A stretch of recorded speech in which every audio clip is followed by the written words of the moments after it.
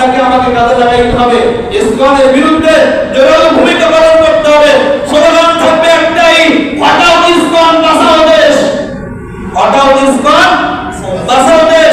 আজকে যদি ইসকনকে হটাইতে না পারেন, ভবিষ্যতে দেশও বাঁচাইতে পারবেন না। দেশ ভারত দখল করে নেবে, দেশও ভারত দখল করে নেবে। অতএব সকলের কাছে আমার আবেদন থাকবে একটাই, আমার আপনার এই মাতৃভূমির প্রতি আমার আপনার শ্রদ্ধাবোধ আছে না নাই?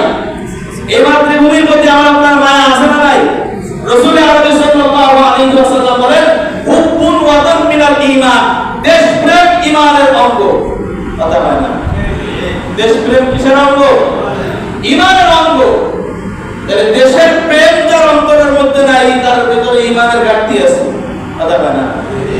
দেশের প্রেম যার মধ্যে নাই, যে দেশ নিয়ে ষড়যন্ত্রে লিপ্ত, সে কি ঈমানদার না বেঈমান? অতএব দেশ